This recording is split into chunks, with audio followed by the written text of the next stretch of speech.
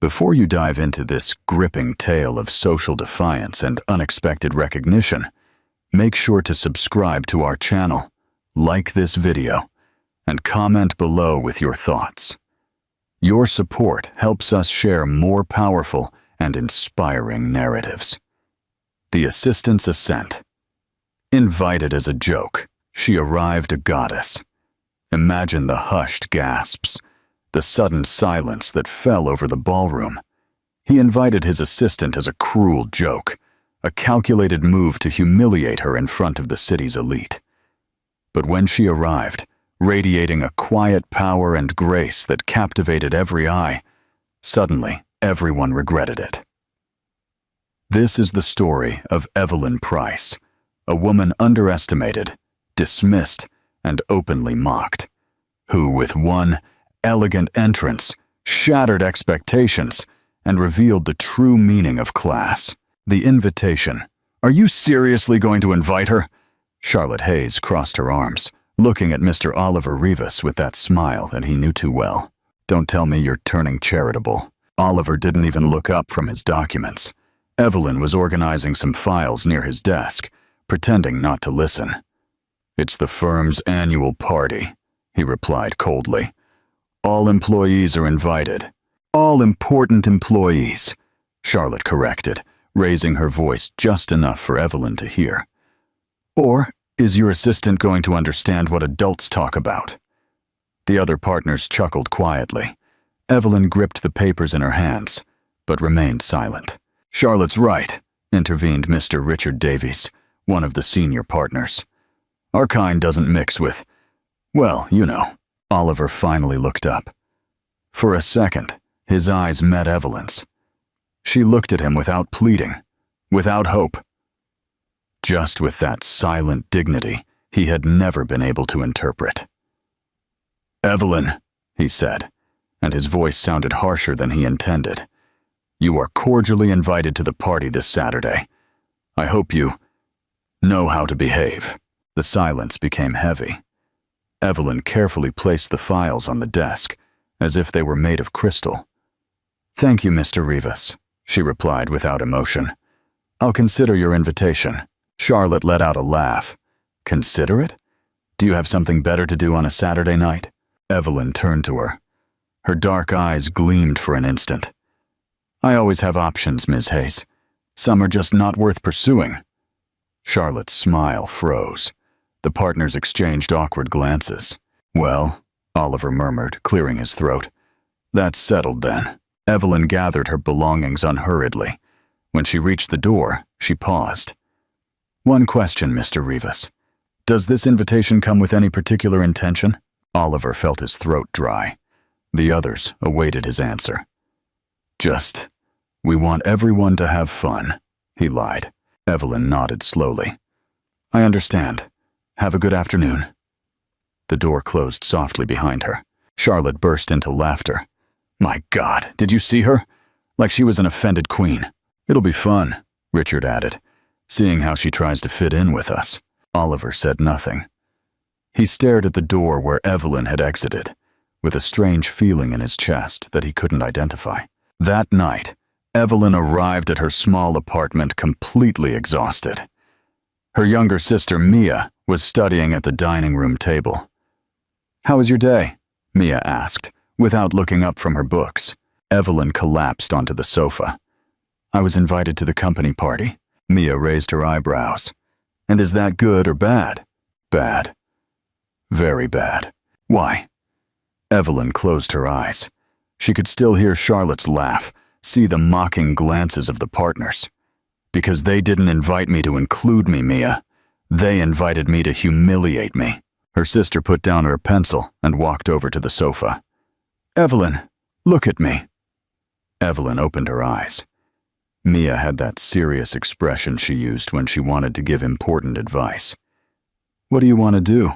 Stay home, pretend I'm sick. Is that what you really want?" Evelyn sighed. "No, I want to go and show them they're wrong about me. But I'm scared of making a fool of myself." Mia sat beside her. "Sister, you've worked at that firm for 3 years. You've seen how they behave, how they talk, how they move in their world. Do you think you can't do the same? They were born into that world. I wasn't, but you're smarter than all of them put together. Mia took her hand. And you have something they'll never have. What? Real class. Not the kind you buy with money, but the kind you carry in your soul. Evelyn felt her eyes well up with tears. What if I'm wrong? What if I just confirm what they already think of me? Mia squeezed her hand. Then you're wrong with your head held high.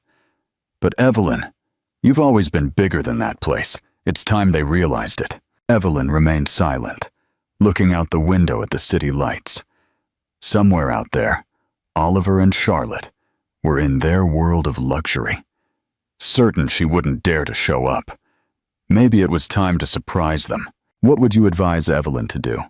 Attend the party and face the potential humiliation, or stay home and avoid the conflict? Share your thoughts below. The grand entrance. Saturday night, the ballroom of the city's most exclusive hotel buzzed with elegant conversations and practiced laughter. Oliver adjusted his tie for the 10th time, looking towards the entrance every few minutes. Waiting for someone? Charlotte appeared by his side, radiant in a golden gown that cost more than Evelyn's monthly salary. Just checking that everything is in order, he lied, taking a sip of whiskey. Relax, darling. Your little assistant surely stayed home watching TV shows. Charlotte laughed. It's obvious she wasn't coming. Richard approached with 2 other partners, all with drinks in hand. Still waiting for the show? He asked sarcastically. I'll bet she doesn't even have a decent dress. Or maybe she'll come in her office uniform, another added, provoking laughter. Oliver forced a smile, but something in his stomach twisted. A part of him hoped Evelyn wouldn't come, to avoid the humiliation everyone had planned. Another part wanted to see what would happen if she dared. Ladies and gentlemen, the master of ceremonies announced. Dinner is served. The guests began to move towards the main dining room. Oliver was walking next to Charlotte when the murmur of conversations abruptly stopped. He turned towards the entrance and felt the air escape his lungs. Evelyn stood in the doorway, completely motionless. She wore a classic red dress, simple but perfectly cut, that enhanced her figure without exaggeration. Her dark hair fell in soft waves over her shoulders. She wore no flashy jewelry, just small earrings that sparkled discreetly. Her eyes swept calmly across the room, as if she owned the place. The silence stretched for seconds that seemed eternal. Some guests looked at her with curiosity, others with poorly disguised surprise. Evelyn began to walk. Her steps were confident, measured. She didn't look at the floor or seem nervous. She moved as if she had been born in ballrooms like this. My God! Someone murmured behind Oliver. Who is that woman? Charlotte had turned pale, her hand gripping Oliver's arm. It's impossible, she whispered. How can she look like that? Evelyn approached the main group. When she was in front of Oliver, she gave a slight nod. Good evening, Mr. Rivas. Thank you for the invitation. Her voice sounded serene, polite. None of the shyness she displayed in the office. Evelyn. Oliver could barely articulate her name. You look different. She smiled, and that smile completely transformed her face. Different? I just put on a dress, Mr. Rivas. Nothing more. Richard coughed uncomfortably.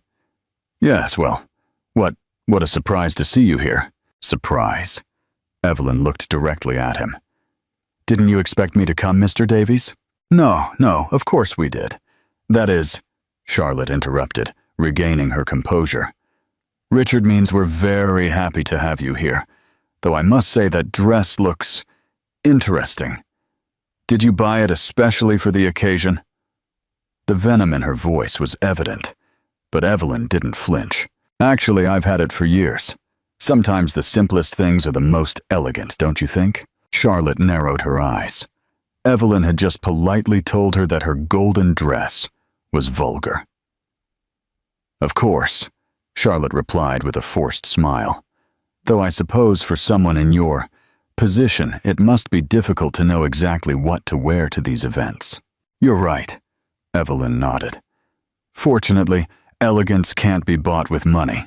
You either have it or you don't. A murmur ran through the group. Several guests had approached to listen to the conversation.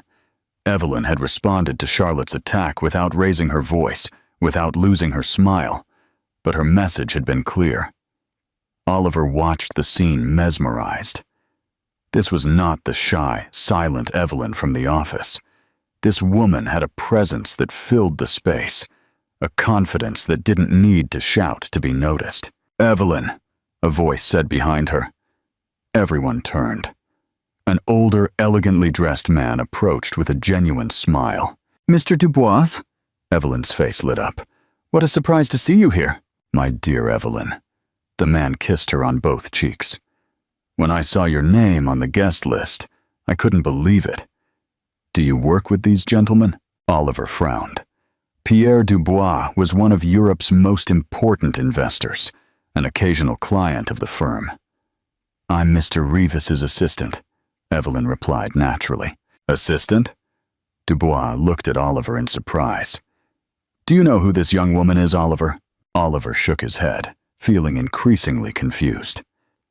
"Evelyn was the coordinator of the literacy program we funded in Paris 3 years ago. Her project helped over 1,000 immigrant families. An extraordinary woman." The group fell into complete silence. Evelyn just smiled modestly. "It was an honor to work on that project, Mr. Dubois." "And she spoke perfect French," the man continued.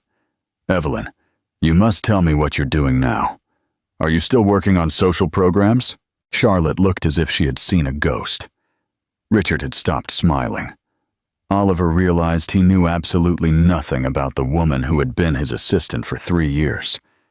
Evelyn Price had just changed all the rules of the game, and the night had just begun. How do you think Oliver and the other partners are feeling in this moment, now that Evelyn's true background has been revealed? Is this just public humiliation, or something more profound? Share your thoughts. Truths revealed at dinner took place in a tense atmosphere that only Evelyn seemed not to notice. Charlotte had managed to strategically seat herself near her, ready to attack at the opportune moment. "Evelyn, dear," Charlotte began, as she cut her salmon, with deliberately refined movements. "It must be fascinating to work with such sophisticated people after coming from such a different background." Evelyn chewed calmly before replying. "Are you referring to working with wealthy people after working with poor people?"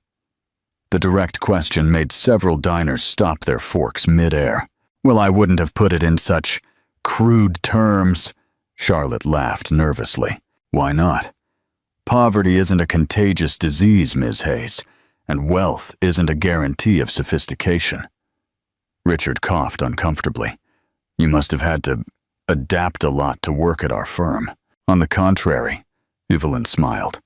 "I found that people are basically the same no matter how much money they have. Everyone wants to be heard. Everyone needs respect. Everyone makes mistakes." "What a quaint perspective," Charlotte murmured, "though I suppose it's easy to philosophize when others pay the bills." This time, Evelyn didn't reply immediately. She took a sip of wine and looked at Charlotte with genuine curiosity. "Have you ever worked, Ms. Hayes?" "Of course I've worked." Charlotte straightened up. "I oversee my family's investments. I coordinate charity events. I mean, worked for a salary. Waking up every morning knowing that if you don't, there's no money for rent." The silence became awkward. Evelyn continued in a soft voice. "I'm not judging you. I'm just saying that every perspective is valid.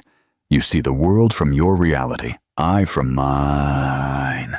At that moment, a man approached the table. He had a professional camera hanging around his neck. "Excuse the interruption. I'm Mr. Ethan Clark from the Financial Times. Could I speak with you for a moment, Ms. Price?" Everyone turned to Evelyn, surprised. "With me?" Evelyn seemed genuinely confused. "I think you have the wrong person. Are you Evelyn Price, the coordinator of the Books Without Borders project in Paris?" Evelyn nodded slowly. "Perfect. I'm writing an article about successful social inclusion programs. Your project appeared in my research as one of the most effective of the last decade. Charlotte gripped her glass so tightly that her knuckles turned white. Mr. Clark, she interrupted. I believe you're interrupting a private dinner. No problem. Evelyn gracefully stood up. We can talk right here, if others don't mind. Clark turned on a small recorder. Tell me about the Paris project. How did you get families from 15 different nationalities to participate in a literacy program? Evelyn visibly relaxed. For the first time that night, she seemed completely in her element. The key was understanding that education isn't a favor we do for others. It's a right we give back. Many of those families had professionals, artists, intellectuals, who had lost their credentials when they migrated. Can you give me a specific example? There was a man, Amara, who had been a literature professor in Senegal. In Paris, he sold flowers in the subway. When he discovered he could teach French to other immigrants using African texts he himself translated, he regained not only dignified work, but his identity. Clark nodded, taking notes quickly. And the language aspect? I understand you coordinated sessions in French, Arabic, and English, and Spanish, and Wolof when necessary. My grandmother always said that every language you learn makes you a different person. I believe it makes you a more complete person. Impressive. Do you speak all those languages? Evelyn blushed slightly. I handle the basics well. For deep work, I always worked with native speakers. Clark turned to Oliver. Mr. Rivas, you must be very proud to have an employee of such international caliber. Oliver cleared his throat. All eyes were on him. Yes, of course. Evelyn is very valuable to our firm. What projects do you have her working on now? The question landed like a bomb. Oliver couldn't say that Evelyn spent her days filing papers and serving coffee. We're evaluating new opportunities to leverage her international experience, he lied. Clark smiled. Excellent. The world needs more initiatives like Ms. Price's. Could we take some photos? For the next few minutes, Evelyn posed for several photographs. She looked natural, comfortable. She answered questions intelligently and humbly. She spoke of her projects without sounding presumptuous. When Clark left, the table fell into absolute silence. Evelyn returned to her seat, as if nothing had happened. Well, she said, taking her glass. Where were we? Charlotte looked at her as if she were an alien. Richard seemed to have swallowed his tongue. Oliver realized that he had spent 3 years working alongside an extraordinary woman without even trying to get to know her. And the most disturbing thing of all was that Evelyn didn't seem to notice the stir she had caused. For her, all this was simply normal. The night had just begun, but the rules of the game no longer existed. What do you think is the biggest takeaway from this dinner conversation for Oliver and his partners? Has Evelyn's quiet dignity and impressive background irrevocably shifted their perspective? Share your thoughts. The firm's reckoning. Monday morning, Oliver arrived at the office 30 minutes late with a headache that threatened to split his skull. He hadn't slept well since the party. Images of Evelyn in that red dress, speaking naturally in front of cameras, replayed in his mind like a broken record. His secretary, Martha, was waiting for him with a pile of messages and a strange expression. Mr. Rivas, you need to see this, she said, handing him her tablet. On the screen, a YouTube video showed Evelyn entering the hotel ballroom. The title read, "The Assistant Who Stunned the Elite. Her Story Will Shock You." It already had over 200,000 views. How the hell? Oliver slumped into his chair. The video went viral last night. It's all over social media. The full interview also came out in the Financial Times. Oliver played the video. The camera perfectly captured the moment Evelyn entered the room and the silence that followed. Then it showed fragments of her interview with Clark, where she spoke of social projects with evident passion. The comments were overwhelming. What an incredible woman. I wish there were more people like her. Look how those rich snobs are looking at her. They're green with envy. She truly has real class. Did you see the blonde's face? Haha, pure venom. Oliver's phone rang. It was Richard. Oliver, did you see the disaster? We need to talk, now. 15 minutes later, the four main partners were gathered in the boardroom. The atmosphere was heavy. This is a catastrophe. Richard paced back and forth. Our firm looks like a nest of elitists who exploit their employees. The phone hasn't stopped ringing, added Mr. Charles Thompson, the senior partner. Journalists, activists, even some clients asking what's going on. And all because of your brilliant idea to invite the maid. Mr. Arthur Hayes, Charlotte's father, snapped at him. What were you thinking? Oliver clenched his fists. Evelyn is not a maid. She's our executive assistant. Executive assistant? Richard let out a bitter laugh. Since when does serving coffee make you an executive? Did you know she speaks 5 languages? That she coordinated international projects before working here? Oliver stood up. Did you ever bother to read her resume? Her resume? Thompson looked at him with contempt. Oliver, we hire people like her to do the dirty work, not to give us moral lessons. At that moment, the door opened. Charlotte burst in like a hurricane, her eyes red, her makeup smeared. This is a disaster, she cried. I'm being humiliated all over social media. There are memes of my face, Oliver. Memes! She dramatically slumped into a chair. My friends aren't talking to me. My stylist says I better change my image because mine is already ruined. All because of that. That woman. Charlotte, calm down. Oliver tried to touch her shoulder, but she pulled away. Don't touch me. This is your fault. You invited her. You allowed her to humiliate us. Richard seized the moment. Oliver, we have to take drastic measures. The firm's image is at stake. What kind of measures? Obviously, Evelyn has to go today. Fire her? For what reason? You need a reason? Thompson leaned back in his chair. Find something. Lateness, errors in documents, whatever. But if you fire her now, Charlotte intervened, wiping her tears. It's going to look like revenge. The media will make an even bigger scandal. Arthur Hayes smiled maliciously. Not if we do it right. A review of her work.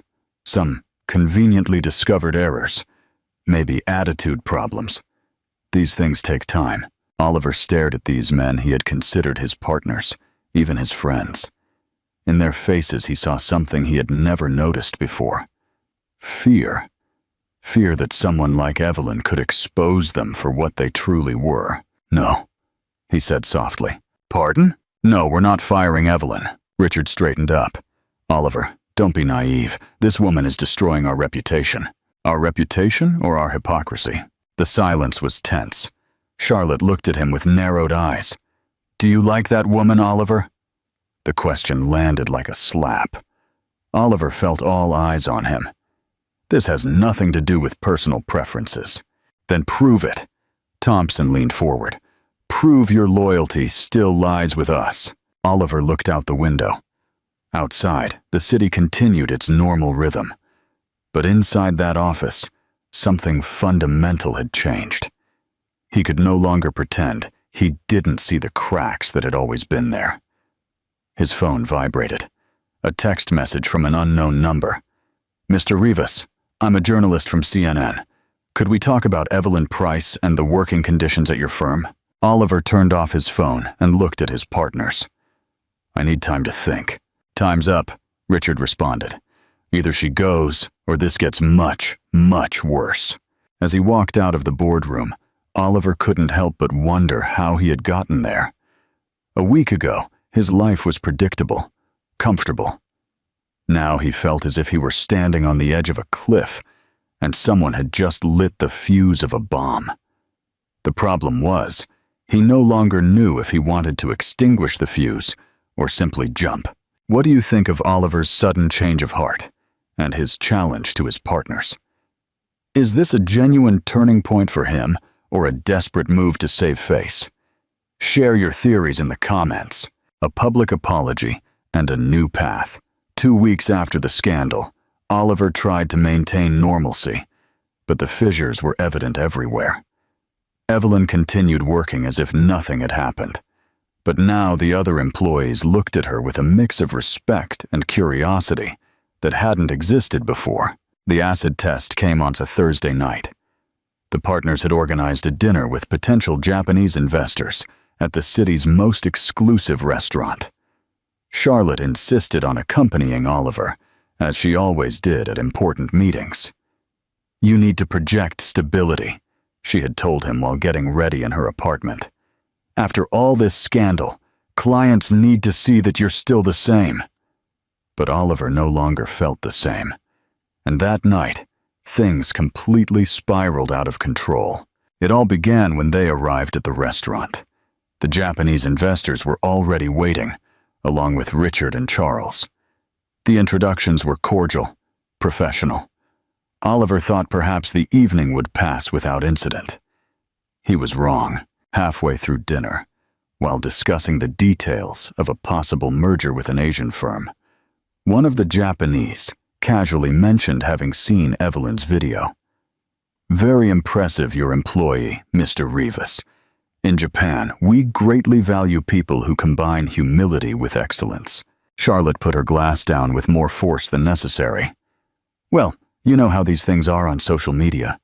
Everything is greatly exaggerated." The Japanese man looked at her with polite curiosity. "Exaggerated? But Ms. Price's achievements are documented. Her project in Paris was recognized by UNESCO." Charles coughed uncomfortably.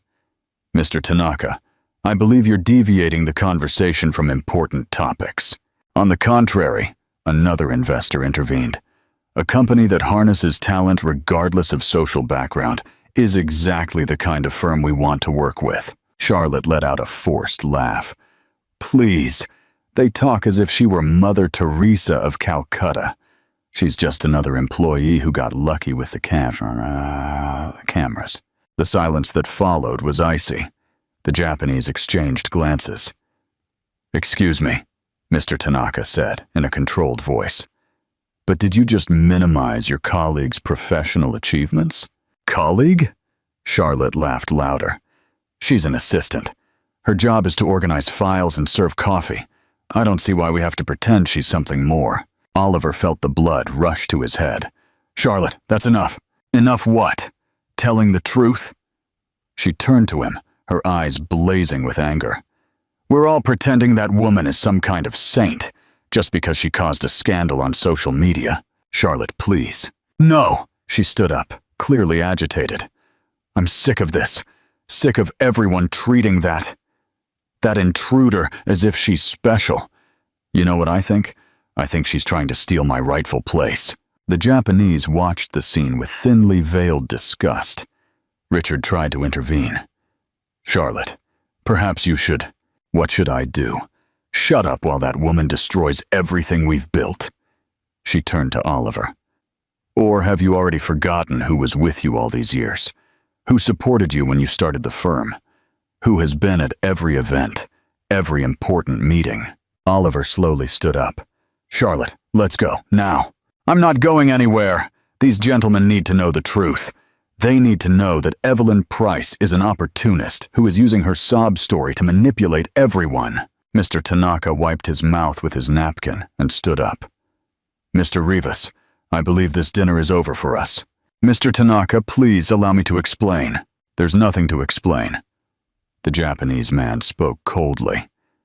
"In my culture, respect for employees is fundamental. What we have just witnessed tells us everything we need to know about this firm." The investors withdrew in silence, leaving the partners at a table full of tension. Charlotte was still standing, breathing heavily. "Perfect," she shouted. "Now because of that woman, we lost a multi-million-dollar contract." "Because of that woman? No!" Oliver finally exploded. "Because of you! Because of your spoiled princess attitude that can't stand someone else getting attention." Charlotte looked at him as if he had slapped her. "How dare you? How dare I?" "You know what, Charlotte? You're right. Evelyn Price is stealing something. She's stealing the illusion that we are better people because we have money." Richard tried to calm the situation. "Oliver, we're all agitated." "No!" Oliver turned to him. "Do you know what I discovered this week? that Charlotte has been using my name to close deals without my authorization, that she's been promising mergers and partnerships that I never approved. Charles paled. Oliver, what are you talking about? He's talking about how he investigated me behind my back. Charlotte lifted her chin defiantly. Yes, I used your name. Yes, I moved some contracts. And so what? Someone had to make decisions while you were distracted playing social benefactor. Playing? Oliver looked at her with a mix of disgust and sadness. Charlotte, we've been together for 3 years. I thought I knew you. You know me perfectly. You just never liked what you saw. Oliver was silent for a moment. Then, in a very calm voice, he said, You're right, and that ends tonight. He turned and walked towards the exit, leaving Charlotte screaming his name in the middle of the city's most elegant restaurant. Outside, under the light rain that had begun to fall, Oliver realized that for the first time in years, he felt free. What is the core conflict revealed between Oliver and Charlotte? Do you think Oliver's actions here mark a true break from his old ways? Share your thoughts. A new beginning. An honest partnership. 3 days after the disaster at the restaurant, Oliver found himself sitting in front of his computer at 5 in the morning, writing and deleting the same paragraph for the 10th time. Beside him, a cold cup of coffee and several crumpled drafts bore witness to his internal struggle. Evelyn had been absent since Monday. Martha had told him she had asked for a few personal days, but Oliver suspected Richard or Charles had something to do with her sudden absence. The rumor in the office was that the partners were preparing a termination letter. The official version would be staff restructuring, but everyone knew the truth. Oliver finished writing and reread the document once more. It was a letter addressed to the city's most important newspaper, and he knew that once he sent it, there would be no turning back. At 8 in the morning, when Richard arrived at the office with his usual air of superiority, he was met with an unpleasant surprise. His assistant handed him the morning newspaper with a worried look. On the opinion page, with a photo of Oliver Rivas, appeared an article titled, A Necessary Apology and a Pending Reflection. Richard read the first lines and felt his blood run cold. As a founding partner of Rivas and Associates, I feel the need to publicly address an exceptional employee and society in general to offer an apology that should have come a long time ago. Evelyn Price has worked at our firm for 3 years. During that time, my partners and I treated her not as the skilled professional she is, but as a second-class employee whose sole function was to facilitate our daily work. The scandal of last week was not caused by Evelyn. It was caused by our inability to recognize the talent we had in front of us. It was caused by our class arrogance, our social blindness, our comfort with a system that benefits us at the cost of keeping others in positions that do not reflect their true capabilities. Richard rushed to Oliver's office, but found it empty. His assistant explained that he had arrived early, left some documents, and left without saying when he would return. Richard's phone rang. It was Charles. Did you see the newspaper? Oliver's gone completely mad. I'm reading it now. This is a disaster. He's sinking us. Do you know how many clients have called this morning asking if it's true that we discriminate against our employees? Richard continued reading. Evelyn Price does not need us to defend her. Her achievements speak for themselves, but we do need to defend ourselves, from the moral mediocrity that allows us to sleep soundly while we waste talent due to class prejudice. Therefore, effective today, Evelyn Price will be promoted to Coordinator of Special Projects, with the salary and responsibilities she always should have had. I also announce my temporary withdrawal from the firm's daily operations to reflect on the kind of company we want to be and the kind of people we want to be. He's crazy, Charles shouted over the phone. Coordinator of Special Projects? He's giving her a position that doesn't even exist. Wait, there's more. Richard continued reading. To Charlotte Hayes, who for years was my romantic partner and with whom I planned to share a future, I say that love cannot be built on a foundation of contempt for others. Her reaction last week showed me a side of her that I had refused to see. To my partners, I remind you that a company is not just a business. It is a reflection of our values as human beings. And to Evelyn, I apologize for the 3 lost years, for not having seen what everyone else saw from day one. That you are an extraordinary woman who deserves much more than this place has given you. Richard dropped the newspaper. His cell phone kept ringing. Charles continued shouting over the phone, but he no longer heard him. Meanwhile, in a small downtown coffee shop, Evelyn read the same article with trembling hands. Mia was sitting opposite her, observing every expression on her face. "What do you think?" her younger sister asked. Evelyn folded the newspaper slowly. "I think it's very easy to write beautiful words when you have nothing left to lose." "Do you think he's not sincere?" Evelyn sighed. "I think Oliver Rivas finally woke up. The problem is he woke up 3 years too late." Her phone began to ring. Unknown numbers, one after another. Journalists, television producers, social organizations. Oliver's article had turned Evelyn into a symbol, whether she liked it or not. "Are you going back to work?" Mia asked. Evelyn looked out the coffee shop window.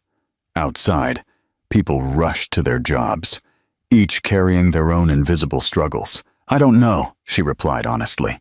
"I don't know if I want to be Oliver Rivas's redemption project anymore." But deep down in her heart, something had changed. For the first time in 3 years, someone had truly seen her. The question was whether that was enough to build something new on the ruins of the old. Her phone rang again. This time, it was a number she recognized. It was Oliver. Evelyn looked at the screen for several seconds before deciding whether to answer. Evelyn let the phone ring until it stopped. Then it rang again, and again. On the 4th attempt, Mia looked at her in exasperation. "Aren't you going to answer? I'm not ready for that conversation." But the phone continued to ring intermittently throughout the morning. Text messages, missed calls, even an email that Evelyn deleted unread. Do you believe Oliver's public apology is truly heartfelt? Or is it a calculated move to salvage his reputation? What internal conflict do you think Evelyn is facing about accepting his apology or the new role? Share your thoughts. A meeting of equals. 3 weeks later, Evelyn had found a certain peace in her new routine. Job offers had poured in by the dozens after Oliver's article. Some were clearly opportunistic, but others came from serious organizations that valued her real experience. She had accepted a temporary position coordinating a digital literacy program for senior citizens. It didn't pay much, but it gave her the freedom to do what truly mattered to her. Oliver, according to what she had read in the newspapers, had kept his word. He had temporarily withdrawn from the firm and was involved in several free legal education projects for low-income communities. Evelyn had seen his photo in an article about a legal aid program in working-class neighborhoods. He looked different, thinner, less polished, as if he had exchanged his designer suit for something more real. The reunion happened by chance on a Saturday afternoon at the Greenwich Village Book Fair in the Historic Center. Evelyn was at an independent publisher's booth, browse a book about educational programs in Latin America, when a familiar voice said, "Is it good?" Evelyn turned around. Oliver was standing beside her, dressed in jeans and a simple shirt, carrying a bag full of books. Oliver, Evelyn. They stood looking at each other for a moment that felt eternal. He looked tired, but there was something different in his eyes, a peacefulness she didn't remember seeing before. "How are you?" he finally asked. "Good. Working on things I like. I'm glad to hear that."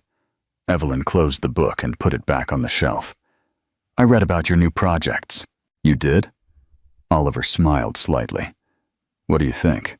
"It's easy to be generous when you have nothing left to lose." Oliver's smile faded.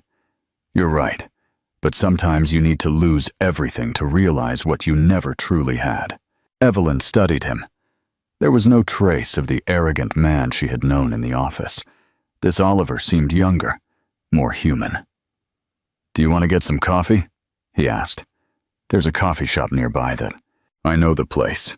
They walked in silence through the cobblestone streets of the historic center. The fair had filled the area with families, students, readers of all ages. Evelyn noticed how Oliver greeted some street vendors naturally, how he stopped to give coins to a street musician.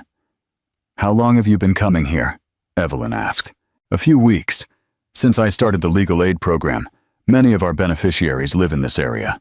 "Our beneficiaries?" Oliver blushed slightly. "The program's beneficiaries. You know what I meant." Evelyn smiled for the first time since they had met. "Yes, I know what you meant." The coffee shop was small, noisy, full of students and local artists. Very different from the elegant places where Evelyn had seen Oliver before. They sat at a table by the window. Oliver ordered an Americano. Evelyn, chamomile tea. "How are things at the firm?" Evelyn asked. "Difficult. Richard and Charles are furious with me. We lost several important clients after the article." "Do you regret it?" Oliver considered the question seriously. "The damage to the firm, yes. There were innocent people working there who had nothing to do with all this. But writing the letter, no. And Charlotte? Charlotte moved to Miami. Her family has businesses there. I think she needed a change of scenery after everything." Evelyn nodded. She felt no satisfaction at Charlotte's downfall, only a kind of sadness at how unnecessary the whole conflict had been. "Evelyn?" Oliver leaned forward. "I know I have no right to ask you for anything after." "You're right," she interrupted him. "You have no right." He leaned back in his chair, accepting the blow. "But you can try," Evelyn added softly. "You can try to be the person you say you want to be without expecting me or anyone else to forgive you for who you were before." Oliver looked at her with something that could have been gratitude. "You know what's the hardest part of all this?" he said. "Realizing that for 3 years I had one of the most extraordinary people I've ever met in front of me, and I never bothered to truly see her." Evelyn took a sip of her tea. "Perhaps you weren't ready to see me. Perhaps I wasn't ready to be seen either. And now?" Evelyn looked him in the eyes. There was honesty there, but also uncertainty. Oliver Rivas was no longer the self-assured man who thought he had all the answers. "Now I think we're both learning to be different, and that's enough for today."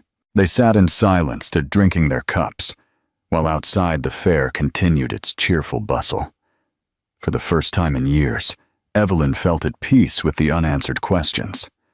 Sometimes, she thought, new beginnings didn't arrive with fanfare. Sometimes, they arrived simply as a quiet afternoon shared with someone who had finally learned to see her. What is the significance of Oliver's admission that he wasn't ready to see Evelyn? How has their dynamic shifted from the initial invitation to this encounter at the book fair? Share your reflections. A partnership of purpose. 2 months after that encounter at the fair, Evelyn received an unexpected call. It was Oliver, but his voice sounded different, less confident, more human. "Evelyn, I know this might sound strange, but would you like to help me with something?" Evelyn was organizing materials for her digital literacy class when she answered the phone. "Help you with what?" "The legal aid program isn't working as I expected. People don't trust us, and I think I know why." Evelyn stopped what she was doing.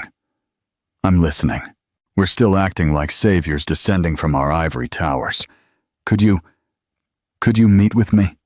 Just to talk, to help me understand what I'm doing wrong." Evelyn looked out the window of her small temporary office. Outside, some of her older students practiced sending text messages on their new phones, laughing at their own mistakes. "Where? How about the same coffee shop as last time? Tomorrow at 3? I'll be there." The next day, Evelyn arrived a few minutes early. Oliver was already there, but he wasn't alone. 3 people accompanied him: an older woman, a young man in a work uniform, and a teenager who couldn't have been more than 16. Evelyn. Oliver stood up when he saw her. "I'd like to introduce you to Mrs. Peterson, Mr. Lee, and Anna. They came to tell me why our program isn't working." Evelyn sat down, intrigued. Mrs. Peterson spoke first. "Ms. Evelyn, my grandson told me about you. He says you teach computer skills without making us feel silly." "You're not silly at all," Evelyn replied. "You're just learning something new." "Exactly," Mr. Lee intervened. "But when we went to Mr. Rivas's place about my problem with my boss, they made us fill out like 10 papers, and they talked to us in words we didn't understand." Anna nodded. "They scheduled appointments at 10 in the morning when my mom is working. As if we don't know that poor people can't just miss work like that." Oliver looked genuinely embarrassed. "That's why I invited them to talk to Evelyn. She understands these things better than I do." Evelyn looked at the 3 people and then at Oliver. "May I ask you something? What would you need for legal aid to truly help you?" Mrs. Peterson brightened. "That it be in the evenings or on weekends, and in places we already go, like the community health center or the neighborhood school, and that they explain things to us like normal people," Mr. Lee added. "Not like we're illiterate, but not like we're lawyers either, and that they understand that sometimes the legal problem is just one part of the real problem," Anna said. "My mom needs a divorce, but she also needs a job and childcare for my younger siblings." Evelyn nodded, making mental notes. What if there was someone who knew both the legal problems and the other problems? Someone who could help you connect with different services. Mrs. Peterson's eyes lit up. "That would be perfect. Like what do you call it? A coordinator?" Evelyn smiled. "Exactly. A coordinator." She turned to Oliver, who had been listening in silence. "What do you think?" "I think I need a coordinator," he replied without hesitation. "Someone who understands both the legal part and the human part." Evelyn felt a tingle in her stomach. It wasn't the first time she had been offered a job, but this time it felt different. This time, she felt the offer came from someone who truly saw her. "Are you offering me a job? I'm asking you to teach me how to do this right. The job is yours if you want it, but more than that, I'm asking you to be my partner." "Partner?" "The program needs someone to make the important decisions, someone who understands the people we want to help. I can be the lawyer, but you would be the director." Evelyn looked at Mrs. Peterson, Mr. Lee, Anna. In their faces, she saw genuine hope, not the false gratitude she had learned to recognize in so many well-intentioned but poorly executed social programs. "Can I think about it?" "And I think about..." "Of course." After the others left, Evelyn and Oliver were left alone in the coffee shop. "Why me?" Evelyn asked. "There are people with more experience in legal aid." Oliver looked her directly in the eyes. "Because in 3 years of working with you, I never saw you treat anyone as if they were less than you, not even me when I was behaving like an idiot." Evelyn felt something stir in her chest. "Oliver," she said, "I know I have no right to ask you to trust me after everything that happened, but I believe that together we could do something truly good, something that matters." Evelyn was silent for a moment, looking at her hands. "You know what's the hardest part of all this? That for the first time in my life, someone is seeing me exactly as I am, without projecting onto me what they need me to be, without trying to save me or use me to feel better about themselves." Oliver extended his hand across the table, not touching her, just offering it. When someone finally truly sees you, you no longer have to prove anything else. Evelyn looked at his hand, and after a moment, placed hers on top. "All right," she said softly. "Let's try." It wasn't a fairy tale ending. It wasn't a declaration of love. It was something much more real, and for that very reason, much more valuable. It was an honest beginning. What does Evelyn's acceptance of Oliver's partnership offer signify for her and for the community they aim to serve? How has their relationship evolved from one of power imbalance to one of mutual respect? Share your insights. A life built on respect and purpose. A year later, Evelyn arrived early at the office as she always did. It was no longer the small, borrowed room where they had started the program, but a space of their own, on the first floor of a building in the Lower East Side. The walls were filled with photos, graduations from digital literacy courses, families reunited after solving legal problems, children in scholarship programs. The program had grown beyond what anyone had imagined. It was no longer just legal aid, but a comprehensive center that offered everything from computer classes to entrepreneurship workshops. Evelyn had insisted that everything be free and that the hours be adapted to the real needs of the people. Oliver arrived half an hour later, carrying 2 coffees and a bag of pastries from Ms. Rose's stand, the lady who sold on the corner and who had now resolved her pension problems thanks to the program. "Good morning, Director," he said with a smile, placing one of the coffees on Evelyn's desk. "Good morning, People's Lawyer," she replied, without looking up from the files she was reviewing.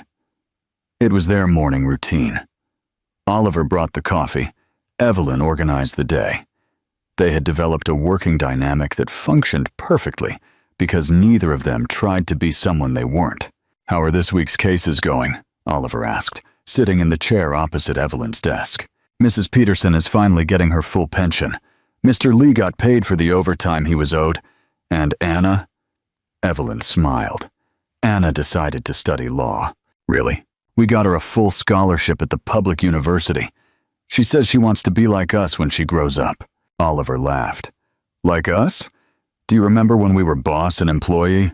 Evelyn looked at him over the papers. "I remember when you thought you were my boss."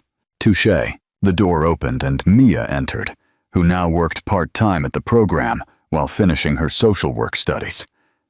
"Evelyn, the magazine journalist is here. Should I let them in?" Evelyn sighed.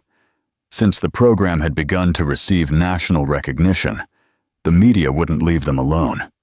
They had rejected most of the interviews, but this one was for a serious educational magazine. "Let them in." The journalist was young, enthusiastic. For an hour they asked questions about methods, funding, future plans. But in the end, as always happened, they got to the personal questions. "You two have an interesting story," he said. "From conflict in the firm to partners in this project, how would you describe your relationship now?" Evelyn and Oliver looked at each other. It was the question that always came, and they never knew how to answer it. "We're colleagues," Evelyn finally said. "Friends?" Oliver added. "People who learn to work together," Evelyn continued. "And personally?" the journalist insisted. "There are rumors that, personally." Oliver interrupted firmly. "We are 2 people who decided that the work we do is more important than the rumors people want to invent about us." After the journalist left, Evelyn and Oliver organized papers in silence. "Does it bother you?" Oliver asked. "That they always ask about this?" Evelyn shrugged.